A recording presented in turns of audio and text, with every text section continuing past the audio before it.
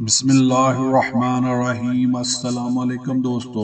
تو جو آج کہانی ہم آپ کے ساتھ شیئر کرنے جا رہے ہیں یہ بہت ہی سبق آموز ہے کہ اگر آپ حرام سے بچ جائیں تو اللہ تعالیٰ آپ کو طرح طرح کے انعامات سے نوازتا ہے۔ تو آج کی جو کہانی آپ کے ساتھ شیئر کرنے والے ہیں یہ کچھ اسی طرح کی ہے۔ تو چلیے شروع کرتے ہیں۔ دمشق میں ایک بہت بڑی مسجد ہے کہ جو مسجد جامع توبہ کے نام سے مشہور ہے۔ اس میں ایک طالب علم کے جو بہت زیادہ غریب اور عزت نفس میں مشہور تھا، وہ اسی مسجد کے ایک کمرے میں ساکن تھا۔ 2 روز گزر چکے تھے کہ اس نے کچھ نہیں کھایا تھا اور اس کے پاس کھانے کے لیے کوئی چیز نہیں تھی اور نہ کوئی پیسہ اس کے پاس تھا۔ تیسرے روز بھوک کی شدت سے اسے احساس ہوا کہ وہ مرنے کے قریب ہے۔ سوچنے لگا کہ اب میں اس حالت میں ہوں کہ شرعاً کے مردار اور ضرورت کے مطابق چوری جائز ہے۔ اسی بنا پر چوری کا راستہ بہترین راہ تھی۔ شیخ تنتوی کہتے ہیں یہ سچا واقعہ ہے اور میں ان لوگوں کو اچھی طرح جانتا ہوں اور اس واقعے کی تفصیل سے آگاہ ہوں۔ یہ مسجد ایک قدیمی محلے میں واقع ہے اور وہاں تمام مکانات قدیمی طرز پر اس طرح بنے ہوئے ہیں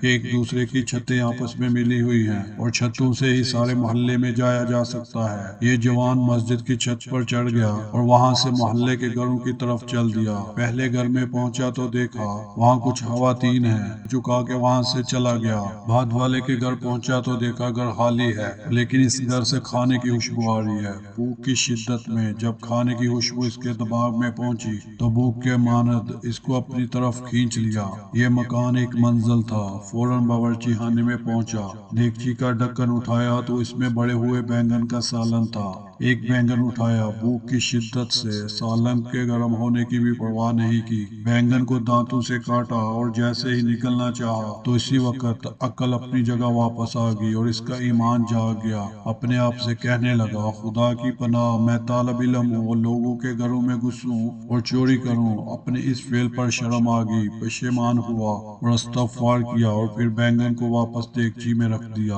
اور جیسے آیا تھا ویسے ہی واپس لوٹ گیا اور مسجد میں داخل ہو کر شیخ کے حلقہ درس میں حاضر ہوا۔ بھوک کی شدت سے سمجھ نہیں پا رہا تھا کہ شیخ کیا درس دے رہے ہیں۔ جب شیخ درس سے فارغ ہوئے اور لوگ بھی متفرق ہو گئے اور ایک خاتون مکمل حجاب میں وہاں آئی تو شیخ سے کچھ گفتگو کی اور وہ طالب علم ان دونوں کی گفتگو نہیں سمجھ سکا۔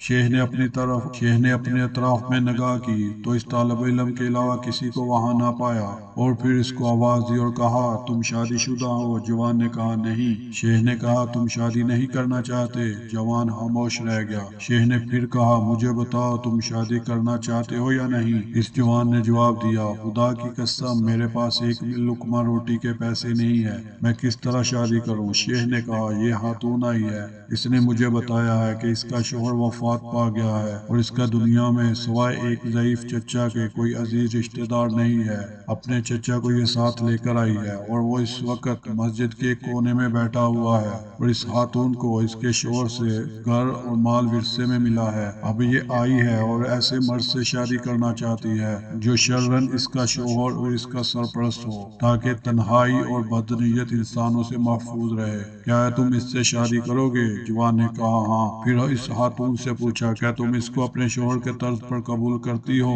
اس نے بھی مثبت میں جواب دیا۔ شیخ نے اس خاتون کے چچا اور 2 گواہوں کو بلا کر ان کا نکاح پڑھا دیا اور اس طالب علم کی بجائے خود اس خاتون کا مہر ادا کیا۔